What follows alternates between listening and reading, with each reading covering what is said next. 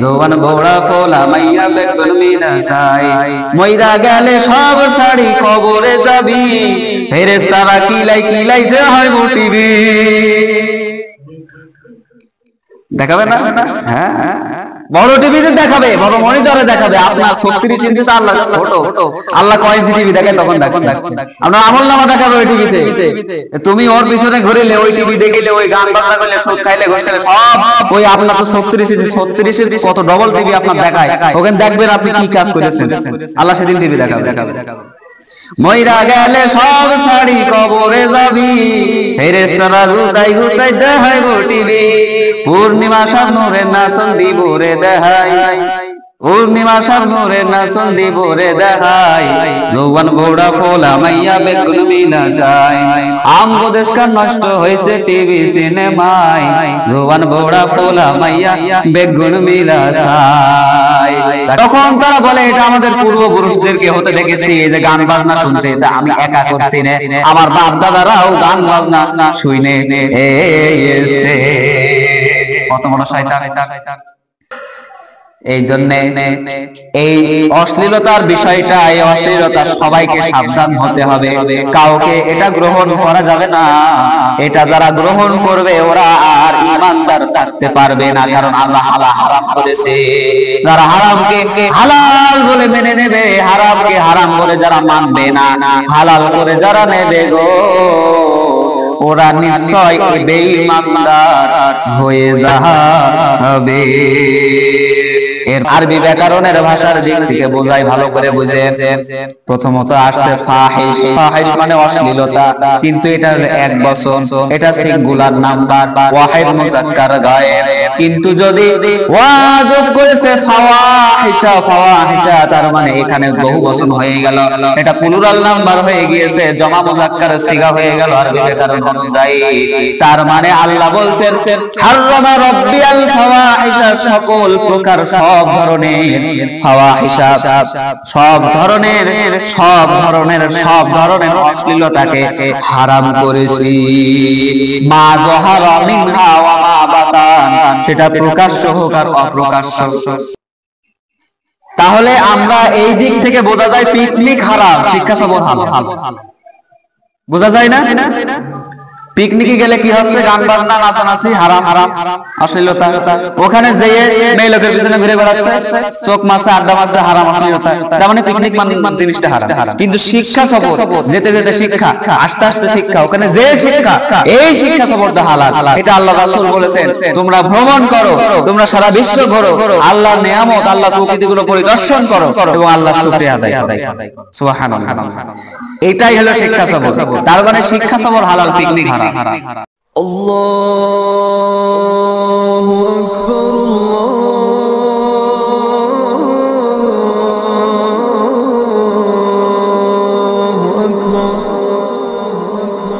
আউযু বিল্লাহি মিনাশ শাইতানির রাজীম বিসমিল্লাহির রাহমানির রাহিম ইন্নাল্লাহা ওয়া মালাইকাতাহু ইউসাল্লুনা আলান নাবী ইয়া আইয়ুহাল্লাযীনা আমানু সাল্লু আলাইহি ওয়া সাল্লিমু তাসলিমা আল্লাহুম্মা সাল্লি আলা সাইয়্যিদিনা মাওলানা মুহাম্মাদ ওয়া আলা আলি সাইয়্যিদিনা মাওলানা মুহাম্মাদ আল্লাহুম্মা সাল্লি আলা সাইয়্যিদিনা মাওলানা মুহাম্মাদ ওয়া আলা আলি সাইয়্যিদিনা মাওলানা মুহাম্মাদ আজ জ্যোৎস্না রাতে তারার মেলা, জোনাকি আলো কথা কয় আর আমার মনের মাঝে তোমার প্রেমের ধারা বয়। প্রভু আমার মনের মাঝে তোমার প্রেমের ধারা বয়। আজ জ্যোৎস্না রাতে তারার মেলা, জোনাকি আলো কথা কয় আর আমার মনের মাঝে তোমার প্রেমের ধারা বয়। প্রভু আমার মনের মাঝে তোমার প্রেমের ধারা বয়। মৌনতা চৌদিকে বইছে বাতাস ঝিরিঝির, মন চাই পড়ে থাকি সেজদায় নত করে শির। মৌনতা চৌদিকে বইছে বাতাস ঝিরিঝির, মন চাই পড়ে থাকি সেজদায় নত করে শির। প্রভু রহমে যেন এ জীবন হয় মধুময়, প্রভু রহমে যেন এ জীবন হয় মধুময়। আর আমার মনের মাঝে তোমার প্রেমের ধারা বয়। প্রভু আমার মনের মাঝে তোমার প্রেমের ধারা বয়। আজ জ্যোৎস্না রাতে তারার মেলা, জোনাকি আলো কথা কয় আর আমার মনের মাঝে তোমার প্রেমের ধারা বয়। প্রভু আমার মনের মাঝে তোমার প্রেমের ধারা বয়। আলহামদুলিল্লাহ আলহামদুলিল্লাহিল্লাযী ওয়াসসালাতু ওয়াসসালামু আলা রাসূলিল্লাহ ওয়াসসালাতু ওয়াসসালামু আলা হাবিবিল্লাহ ওয়াসসালাতু ওয়াসসালামু আলা সাইয়্যিদিল আমবিয়া ওয়া শাফিউল মুজরিমিন। আলহামদুলিল্লাহ, আমরা সবাই শুকরিয়া আদায় করি সে আল্লাহ দরবারে যিনি আমাদেরকে কথা বলো না মসজিদের ভিতরে আসার বসার তৌফিক দান করেছেন এবং সকল কাজকে উপেক্ষা করে তার প্রিয় ঘর মসজিদের ভিতরে আসার মতো তৌফিক দান করলেন, বলি আলহামদুলিল্লাহ। লক্ষ্য করি দুরূদ সালাম পেশ করি মহামানবতার কান্ডারি দো জাহানের বাদশাহ হুজুরে পাকের দরবারে, মানবতার মুক্তির দূত মুক্তির আলোর দিশারি, সকলে বলি সাল্লাল্লাহু আলাইহি ওয়াসাল্লাম। তো এই পর্যায়ে আমরা আজকে এই বছরের দ্বিতীয় জুমা 2024 সালের 2025 সালের 2 নম্বর জুমা, তাই তো?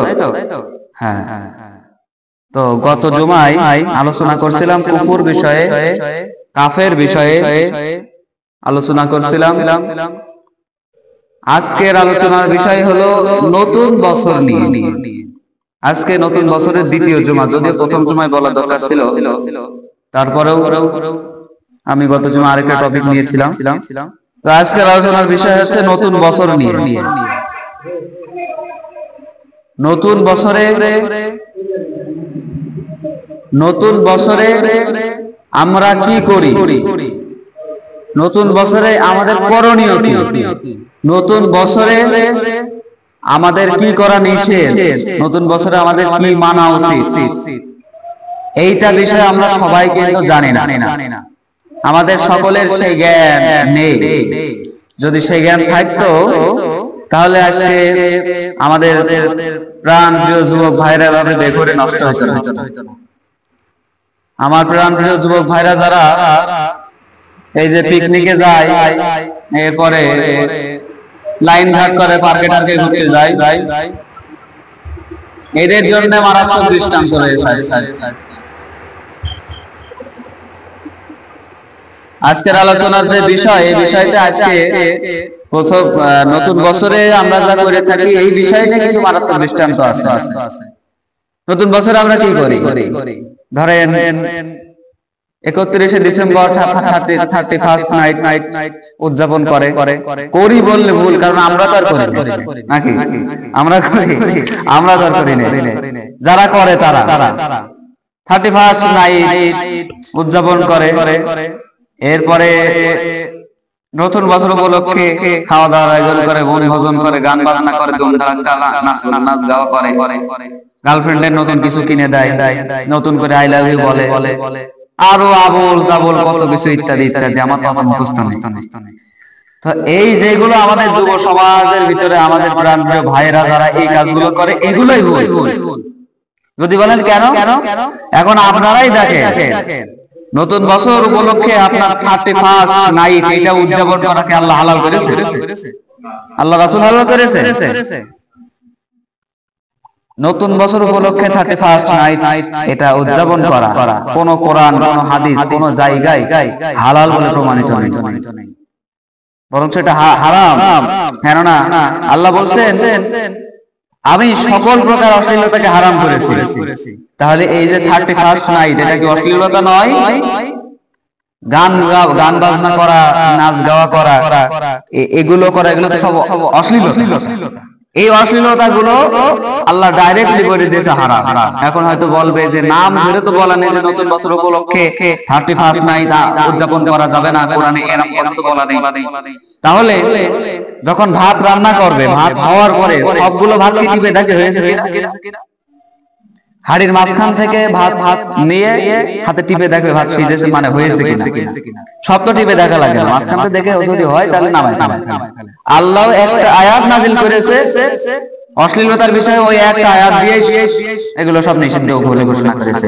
তার মানে অশ্লীলতা যত প্রকার আছে সব হারাম।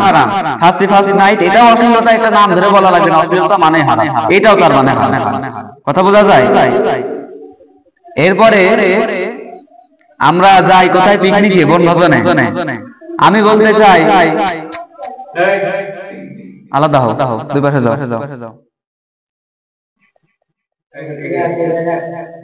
আমি বলতে চাই যে আমরা পিকনিকে যাব না, আমরা যাব হচ্ছে শিক্ষা সফরে। শিক্ষা সফর আর পিকনিকের আলাদা পার্থক্য আছে। শিক্ষা সফর আর পিকনিকের ভিতরে কি আছে? পার্থক্য আছে। শিক্ষা সফর হচ্ছে কোন জায়গায় যেয়ে, শিক্ষা সফর মানে শিক্ষা অর্জন করে আনতে হবে, কিছু জ্ঞান অর্জন করতে হবে, কিছু জানতে হবে। যেখানে যাব সেখানে শিক্ষার জিনিস থাকতে হবে এবং শিক্ষা আসতে হবে। এটা হলো শিক্ষা সফর। আর পিকনিক হচ্ছে ধুমধাম ধাক্কা, নাচতে গান বাজাতে যাবে, গাড়ি থেকে ভাঙতি এখন ভেঙে চুরে ফেলে দেবে, আর ওখানে যে গার্লফ্রেন্ড আড্ডা মারবে, বাড়ি চলে আসবে। এটা হলো পিকনিক। এটা বলে পিকনিক, বনভোজন। কিন্তু শিক্ষা সফর হলো যেতে যেতে বাসের মধ্যে তাদেরকে শিক্ষা দিতে হবে, ওখানে যে শিক্ষা নেবে, আসার পথে শিক্ষা দিতে আসতে হবে। এটা হলো শিক্ষা সফর। আমি উদাহরণ দিলে বলতে চাই, বাংলাদেশ ইসলামী ছাত্র শিবিরের পক্ষ থেকে প্রতি বছর পিকনিকে যায়।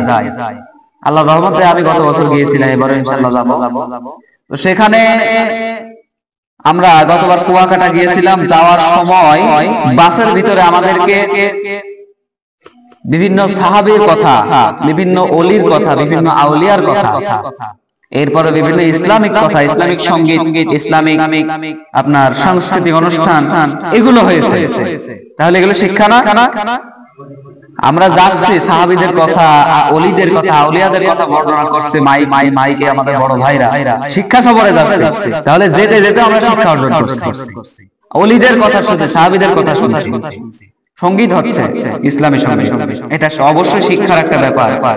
ওখানে গিয়েছে, যাওয়ার পরে সূর্য উদয়, এরপরে সাগর, মানে যাবতীয় যত রকম জিনিস আছে ওগুলো দেখে এটা শিক্ষা অর্জন করা যায় যে আল্লাহ মহান। আল্লাহ যদি মহান না হতো, ওই কুয়াকাটা সমুদ্র সৈকতের ওই পাশ দিয়ে দেখলাম সূর্য উদয় হচ্ছে, ওটাতে আল্লাহ যদি মহান না হতো, আল্লাহ কি করতে পারতো? আল্লাহ কি মহান, আল্লাহ কি মেহেরবান, আল্লাহ কি শ্রেষ্ঠ আল্লাহ। আমরা নিজ চোখে দেখলাম কি সুন্দর একটা সূর্য উদয় হচ্ছে সাগরের পাড় দিয়ে। এটা থেকে আমরা শিক্ষা নিতে পারি যে আল্লাহ শুকরিয়া সর্বদা সব জায়গায় হাঁটতে চলতে সব সময় করা উচিত। তা এরপরে সাগরের যে অতল গহ্বর, সাগরের দূর দূরান্তের প্রান্তর, কত সুন্দর পরিস্থিতি, কত সুন্দর প্রকৃতি, গাছপালা, বালি, এগুলো দেখে আমাদের মনে এটাই শিক্ষা আসে যে আমরা আনন্দ ভ্রমণে এসেছি, আমরা এসেছি শিক্ষা সফরে। এখানে এটাই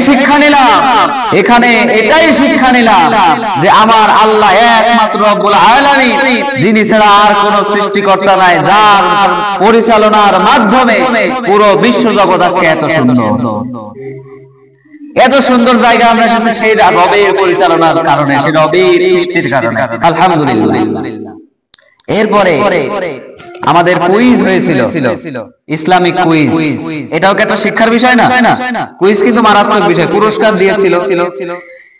তার মানে আমরা শিখতে শিখতে গিয়েছি, আস্তে আস্তে শিখতে আসছি। এটাই বলে শিক্ষা সফর, কোনো গান বাজনা নয়। কুইজ প্রতিযোগিতা, সাহাবাদের জীবনী, ওলিদের জীবনী, এরপর ইসলামিক সাংস্কৃতিক অনুষ্ঠান, এগুলোই শিক্ষা সফর। এগুলো এই সফরে যাওয়ার কারণে হলো, এই শিক্ষা সফরের কারণে শিক্ষা অর্জন করা। আর যারা যায় গান বাজনা করতে করতে, আমি তো শুধু শিবির থেকে গেছি তা না, স্কুল থেকেও তো গেছি, আমার তো চোখ নেই মনে হয়। ওরা যেতে যেতে এমন অবস্থা করে, আল্লাহ জানে, যদি বাসটা নরমাল হতো বাসই নিয়ে ফেলত, আর বাকি জিনিস তো ভেঙে ফেলাই। মানে বাসের উপরে যে লাইট থাকে, নাচতে নাচতে একে হুশি করে ভেঙে ফেলাই। নাচের কি জোর, গানের কি জোর। এইটা পিকনিক, এটা শিক্ষা সফর? এটা তো পিকনিক, এটা শিক্ষা সফর? এটা বলে পিকনিক, এটা শিক্ষা সফর না।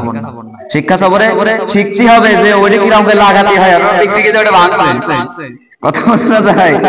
আর গান, এমন এমন গান দিচ্ছে, আমার তো সহ্যই হচ্ছে না, আমি না করে কানের মধ্যে হেডফোন ঢুকাই রাখছি, ওয়াজ শুনছি, আমি নামদার ওয়াজ কি করব।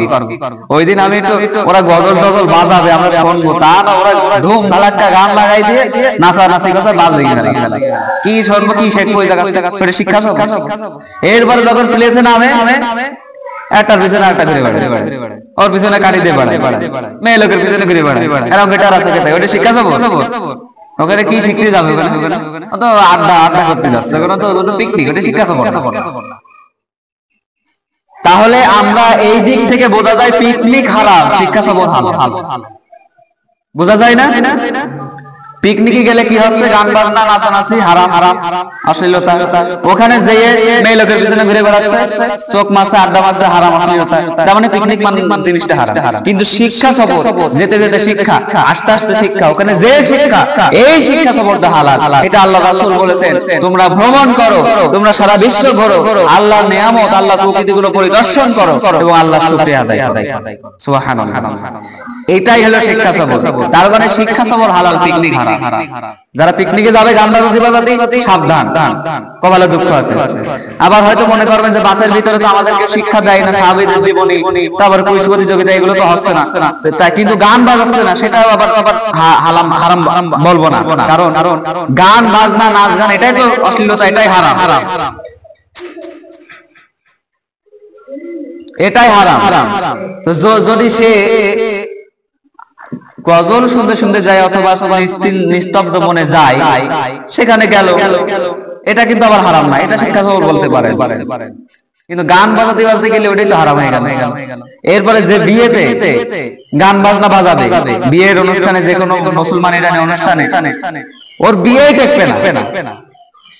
যে বিয়েতে গান বাজনা করবে, ওর বিয়েই টেকবে না, কারণ বিয়ে শুরুই হয়েছে আল্লাহর গজব দিয়ে। গান বাজনা, ধুম ধাড়াক্কা, এগুলো করা তো আল্লাহর গজব, এগুলো তো আল্লাহর রহমত না। দুইজনের একটা জোড়া বাঁধবে, দুইজনের একটা দাম্পত্য একটা সম্পর্ক হবে, আল্লাহর রহমত দিয়ে শুরু করা উচিত, যাতে পুরো জীবনটাকে রহমতে কাটে। তারা যদি আল্লাহর গজব দিয়ে শুরু করে, গান বাজনাতে যদি বিয়ে শুরু করে, তো বিয়েই ঠেকবে না, সারাদিন শুধু ধারার বাড়ি খাবে, মারামারি করবে।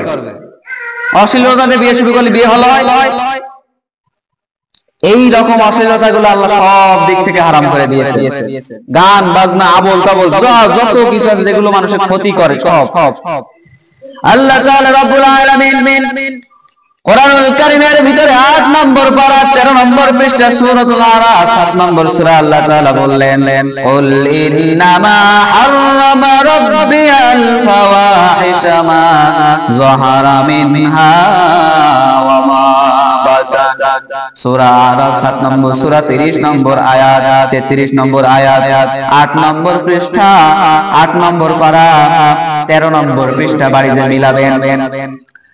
আল্লাহ এখানে বলছেন যে কুল ইন্নামা হাররামা, কুল মানে বলো, ইন্নামা নিশ্চয়, হাররামা হারাম করেছে, রব্বিয়াল তোমার রব, ফাওয়াহিশা, ফাওয়াহিশা মানে হলো অশ্লীলতা, ফাওয়াহিশা, ফাহিশ 1 বছর ওয়াহিদ মুযাক্কার, আর এখানে যদি ফাওয়াহিশা ওয়াও যোগ করা হয়, আরবি ব্যাকরণের ভাষার দিক থেকে বোঝাই, ভালো করে বুঝেন। প্রথমত আসছে ফাহিশ, ফাহিশ মানে অশ্লীলতা, কিন্তু এটা 1 বছর, এটা সিঙ্গুলার নাম্বার, ওয়াহিদ মুযাক্কার গায়েব। কিন্তু যদি ওয়া যোগ করেছে ফাওয়াহিশা, ফাওয়াহিশা তার মানে এখানে বহু বচন হয়ে গেল, এটা প্লুরাল নাম্বার হয়ে গিয়েছে, জমা মুযাক্কার সিগা হয়ে গেল আরবি ব্যাকরণ অনুযায়ী। তার মানে আল্লাহ বলছেন হাররামা রাব্বিয়াল ফাওয়াহিশা, সকল প্রকার, সব ধরনের ফাওয়াহিশা, সব ধরনের অশ্লীলতাকে হারাম করেছি, মা যাহারা মিনহা ওয়া মা বাতান, সেটা প্রকাশ্য হোক আর অপ্রকাশ্য। মানে গান বাজনা যদি বক্সে শোনে সেটাও হারাম, আবার যদি কানে মধ্যে হেডফোন দিয়ে শোনে তাও হারাম। প্রকাশ্য হোক আর অপ্রকাশ্য হোক, লেপের মধ্যে ঢুকে যদি প্রেমিকার সাথে কথা বলে তাও হোক, অথবা সামনাসামনি পার্কের মধ্যে যদি বসে কথা বলে তাও একই, এই দুইটাকেই আল্লাহ হারাম করেছে। এই জন্য আল্লাহ এখানে বহু বচনের সিগা ব্যবহার করলেন এবং পরক্ষণে বলে দিলেন প্রকাশ্য অপ্রকাশ্য সব হারাম করে দিলাম। কিন্তু এর ভিতরে বেশি ডুবে আছে আমাদের সমাজের, আমার প্রিয় প্রাণ প্রিয় ভাইরা, যাদের জীবন জগৎ সব নষ্ট হয়ে যাচ্ছে, নষ্ট হচ্ছে না। তার মানে আমাদের এই যে যুবক ভাইরা যারা, এদের যৌবন নষ্ট হচ্ছে কি জন্য? গান বাজনার জন্য। একটা গান যখন বাজবে তখন নিজেকে কন্ট্রোল করা যায় না। কালকে সারা রাত আমি ঘুমাতে পারি, ও এলাকায় ধুম ধুম ধুম ধুম বেজেছে, আমার মাথা ধরন ধরন করছে, কি সহ্য হয় না, আমার বাড়ির কাছে পিঠে বের করতে সহ্য হয়, মনে দূরি, এই জন্য কিছু বলতে পারেনি। এই গান বাজনা যখন কেউ বাজাবে ওদের কন্ট্রোল করা যায় না, তখন ওর মনের ভিতরে প্রেমিকার কথা মনে পড়ে। ওই যে কষ্টের গান, শেখা খাওয়া গান, তারপর ভালোবাসার গান যখন বাজায় তখন মনে পড়ে, ইস এত, মানে আমার মনে হয় ও গান বাজনা গান বক্স যদি মাথায় ভাঙা যেত, লজ্জা হয়। আল্লাহ বলছেন সব রকম অশ্লীলতা হারাম করেছি, আর এরা হালাল করে নিচ্ছে। আমি যখন বলতে চাই ও ভাই তুমি তো গান শুনতেছো, গান শোনা তো হারাম, বড় তুমি মাথায় আছে তার। আমি বললাম হুজুর মানুষ, তুমি যদি গান শোনো, গানের ভিতরে পাগল হয়ে যাও, গান বাজনা যদি তোমার ভালো লাগে, তুমি হুজুর, তুমি এলাকার রাহবার, তুমি সমাজের রাহবার, মনে রাখবে তোমার পিছনে যারা থাকবে, যারা হুজুর না, ওরা তো গানের 14 গোষ্ঠী উদ্ধার করে ফেলবে। হুজুর মানুষ যদি গান শোনে, হুজুর মানুষ যদি অশ্লীলতার ভিতরে ঢুকে যায়, তাহলে আর মানুষ আর কি করবে? এই জন্য এই অশ্লীলতার বিষয়টা, এই অশ্লীলতা সবাইকে সাবধান হতে হবে, কাউকে এটা গ্রহণ করা যাবে না। এটা যারা গ্রহণ করবে ওরা আর ঈমানদার থাকতে পারবে না, কারণ আল্লাহ হারাম করেছে। যারা হারামকে হালাল বলে মেনে নেবে, হারামকে হারাম বলে যারা মানবে না, হালাল করে যারা নেবে গো, ওরা নিশ্চয় বেঈমানদার হয়ে যাবে। এরপরে আল্লাহ তাআলা একই সূরা সূরাতুল আরাফ 7 নম্বর সূরা 8 নম্বর পারা সূরাতুল আরাফ 33 নম্বর পড়লাম, এবার গেলাম 28 নম্বরে, উল্টো দিকে যাচ্ছে, ভালো করে বুঝেন। আল্লাহ এখানে বলছেন ওয়া ইযা ফাআলু ফাহিশাতান ক্বালু ওয়াজাদনা আলাইহা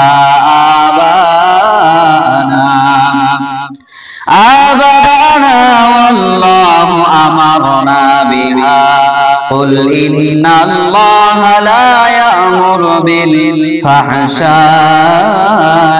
تقولون على الله ما لا تعلمون। আল্লাহ তাআলা এখানে বলছেন যখন তারা অশ্লীল কাজ করে, যখন তারা গান বাজনা শুনে, যখন তারা বেআইনি কাজের ভিতরে লিপ্ত হয়ে যায়, অশ্লীল কাজের ভিতরে যখন তারা লিপ্ত হয়ে যায়, গার্লফ্রেন্ডের হাত ধরে যখন বসে থাকে, তখন তারা বলে ওয়াইজা ফাআলু ফাহিশা, যখন ফাহিশা কাজ করে, অশ্লীলতার কাজ করে, তখন তারা বলে ওয়াজাদনা আলাইহি আবানা, আবা মানে পিতা, পিতা মানে বংশ পরম্পরা, আবানা, তখন তারা বলে এটা আমাদের পূর্বপুরুষদেরকে হতে দেখেছি, এই যে গান বাজনা শুনছে, এটা আমি একা করছি না, আমার বাপ দাদারাও গান বাজনা শুনে এসে। কত বড় শয়তান! আল্লাহ নিজেই বলছে এখানে যে ওরা যখন শুনবে, তোমরা বলতে গেলে বলবে আমার বাপ দাদাও গান বাজনা শুনেছে, আমরা সবাই সমস্যা, তার মানে হালাল। আওয়ানা ওয়াল্লাহু আমারনা, এবং আল্লাহু আল্লাহ আমারনা, আমর মানে আদেশ করা, আমারনা আল্লাহ আদেশ দিয়েছে, এই কথা তারা বলে। নাউজুবিল্লাহ বাড়িছে। কত বড় মারাত্মক কথা বলছে, আমার বাপ দাদা তো করেই, সাথে আল্লাহ আদেশ দিয়েছে, এই কথা বলছে। যে আমার বাপ দাদারা তো করে, আমার আল্লাহ এটা নির্দেশ দিয়েছে, আল্লাহ তো কানে কানে বলে গেল। গান বাজনা শুনতে আসলে আল্লাহ বলে গিয়েছে, কত বড় বিয়াদব! তাহলে এই অশ্লীলতার বিষয়ে যাদেরকে আপনি হিদায়াত বলতে যাবেন, তারা এই কথা বলবে। এরপরে তারা বলবে কুল ইন্নাল্লাহ, এরপরে আল্লাহ তাআলা বলছেন কুল ইন্নাল্লাহ লা ইয়ামুরু বিল ফাহশা, ও রাসূল তুমি বলো কুল ইন্নাল্লাহ, নিশ্চয় আল্লাহ, লাহ লা ইয়ামুর, আমর মানে আদেশ করে, ইয়ামুর মানে আদেশ করে, এটা পরের সিগায় চলে গেল, এটা হলো আপনার মুজারে চলে গেছে। এখানে আল্লাহ বলছেন লা ইয়ামুর, আমি আদেশ করিনি, তুমি বলে দাও আমি কোন প্রকার আদেশ করিনি, বিল ফাহশা, কোন প্রকার অশ্লীলতার আদেশ করি নাই। এবং এটা জিজ্ঞাসা করো যে আতাকুলুনা আলাল্লাহি মা লা তা'লামুন, তোমরা আল্লাহর সম্পর্কে যা বলছো তোমরা কি তা জানো? ওরা যা বলে ফেলছে আল্লাহর সম্পর্কে, ওটা কিন্তু ওরা নিজেরাও জানে না। এই জন্য পিতাদের সতর্ক হওয়ার দরকার আছে, আছে না? এই যে অভিভাবক যারা আছে, এরা যদি সতর্ক না হয়, ছেলেবেলের কি সতর্ক হয়? এখন ধরে আপনি পিতা, আপনি গান বাজনা শুনছেন, ধুম ধারাক্কা বাজাই দেখে আজ করছেন, আর গান বাজনা শুনছেন, আপনার ছেলে তো বড় হয়ে আরো বেশি আমার বাপ শুনেছে, আমার সাথে সমস্যা নাকি? অভিভাবকটা ঠিক হওয়া লাগবে। এরপরে আপনি যদি টিভিতে সিরিয়াল দেখেন, কোমর ঢুলানি দেখেন, আবুল তাবুল জিনিস সব দেখেন, ছেলে পাশে বসায়, তা ছেলে দেখবে না? তো আপনি দেখাচ্ছেন, আপনি যা করেন আপনার বংশ তাই করবে, তাহলে আপনি তো আগে ভালো হওয়া লাগবে। আমগো দেশটা নষ্ট হয়েছে টিভি সিনেমায়, জোয়ান বড়া ফোলা মাইয়া বেগুন মিলা সাই, জোয়ান বড়া ফোলা মাইয়া বেগুন মিলা সাই, চুল দাড়ি পাখি হাতের হইয়া গেছে সাদা, নাতি পুতি ঘর ভরাইছে ডারে কয় দাদা, এই দিন দেখি হেই বুড়ায় রঙিন টিভি ছাই, এই দিন দেখি হেই বুড়ায় রঙিন টিভি ছাই, ফোলা মাইয়া জোয়ান বোড়া বেগুন মিলা সাই, জোয়ান বোড়া ফোলা মাইয়া বেগুন মিলা সাই, মইরা গেলে সব শাড়ি কবরে যাবি, ফেরেশতারা কিলাই কিলাইতে হয় টিভি। দেখাবে না? হ্যাঁ, বড় টিভিতে দেখাবে, বড় মনিটরে দেখাবে। আপনার 36 ইঞ্চি তো আল্লাহ ছোট, আল্লাহ কয় ইঞ্চি টিভি দেখে তখন দেখুন, আপনার আমলনামা দেখাবে ওই টিভিতে। তুমি ওর পিছনে ঘুরিলে, ওই টিভি দেখিলে, ওই গান বাজনা করলে, সুদ খাইলে, ঘুষ খাইলে, সব ওই আপনার তো 36 ইঞ্চি, 36 কত ডবল টিভি আপনার দেখায়, ওখানে দেখবেন আপনি কি কাজ করেছেন। আল্লাহ সেদিন টিভি দেখাবে। মইরা গেলে সব শাড়ি কবরে যাবি, ফেরেশতারা গুতাই গুতাই দেখাইব টিভি, পূর্ণিমা শানুরে নাচন দিবরে দেখাই, পূর্ণিমা সাগরে নাচন দিবরে দেখাই যৌবন বৌড়া ফোলা মাইয়া বেগুন মিলা যায় আমগো দেশকার নষ্ট হয়েছে টিভি সিনেমায় যৌবন বৌড়া ফোলা মাইয়া বেগুন মিলা যায় রাগ করেছেন আমি সত্যি কথা বলছি একটা মিথ্যা কথা নয় এই দেখেন আপনি যদি এই কাজ করেন আপনার সন্তান ওরকম করতে বাধ্য হবে কাজে আপনাকে আর আগে ভালো হতে হবে বাপ ছেলে আর বেটার বউ শাশুড়ি সবাই মিলে একসাথে টিভিতে নাচ গান দেখছে শাবনূরের নাচন দেখছে এটাই তো বড় অশ্লীলতা এই কাজটা আপনি দেখছেন আপনার সন্তান বড় হয়ে দেখতে দেখতে ভালো লেগে যাবে আপনার সন্তান বড় হয়ে নাচ গান বলতা বলে এগুলো দেখবে আপনি তখন মেরে ধরেও ঠেকাতে পারবেন না কারণ ছোট থাকতে যা বানাবেন তাই হবে একটা কাদা এটা কাদার দলা ছোট ছোট নরম থাকতে যা বানানো হয় বড় হলে সেটা ভাঙা যায় আপনি ছোট কালতে ওর টিভি দেখানো শিখাচ্ছেন স্টার জলসা জি বাংলা আমল তাবল জলনূর এগুলো কমর ঢোলানো দেখাচ্ছেন আপনি দেখছেন মনে কথা না বড় হলে ঠিক হয়ে যাবে মাদ্রাসায় দিবেন আপনি শিখাচ্ছেন ছোটবেলায় ওর মাথায় যা ঢোকানো তো তাই ঢোকাবে ওর মাদ্রাসায় যত যাবে তো খারাপই থাকবে এই প্রমাণ আমি পাইছি আমাদের আশেপাশে তো হাফিজ মাদ্রাসার অভাব নেই আমাদের আশেপাশে দাখিল মাদ্রাসাও আছে এরা মাদ্রাসায় দিয়েছে সন্তান ভালো হওয়ার জন্য কিন্তু ছোটবেলায় তো ওরা অশ্লীলতা শিকারী বড় হয়ে ভালো হয় মাদ্রাসায় দিলি ছেলেবেলে ভালো হয়ে যাবে অত সোজা না মাদ্রাসায় পড়ে আল্লাহর ওলি বড় টুপি বড় লম্বা দাড়ি কিন্তু মোবাইল সেক্টরে দেখেন গান বাজনা আবল তাবল জিনিসে ভরা গান বাজনা ছাড়া ঘুমাতেই পারে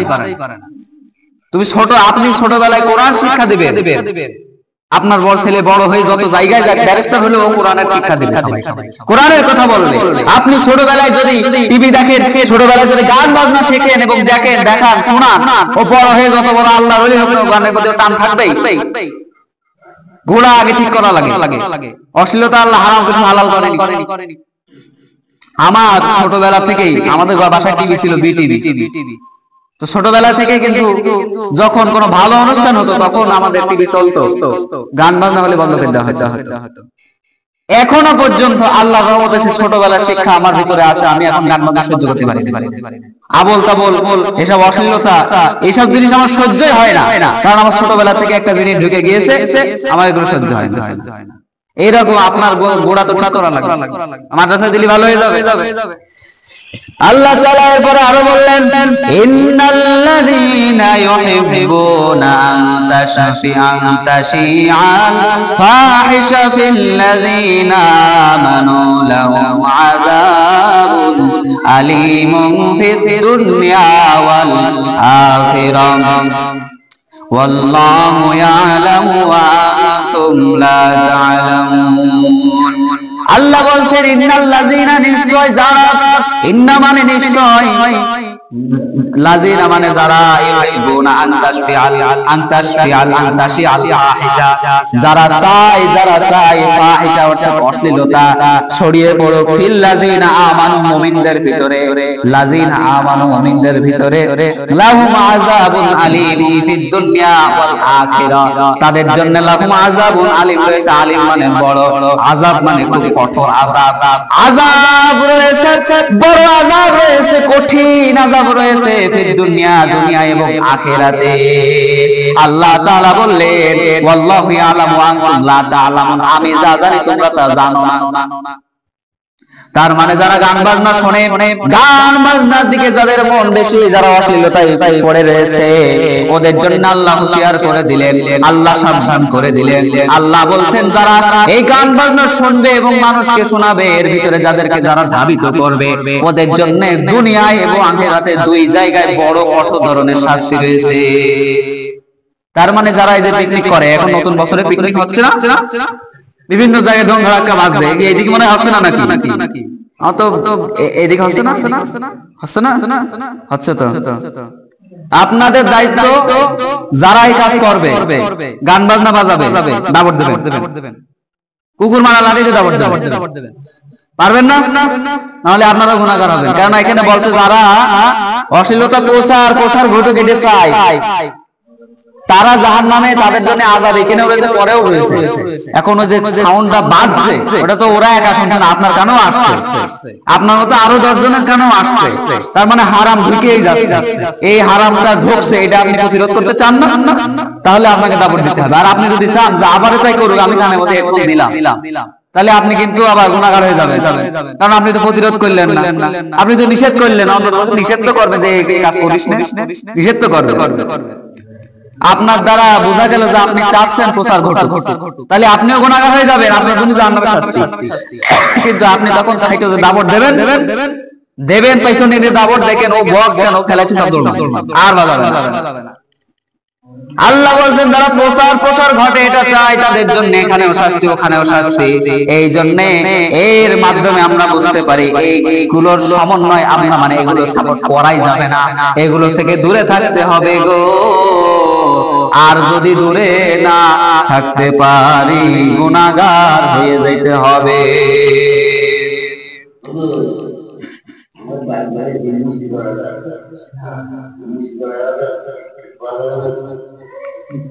যারা গান বাজনা করবে সবাইকে নিষেধ করবে, সে মুসলমান, হিন্দু, বৌদ্ধ, খ্রিস্টান, আবল তাবল যা আছে, ইহুদি, নাসারা, সবাইকে বলবে, কারো ছাড় যাবে না। কারণ কোরআন বলেছে সবার জন্য আইছে।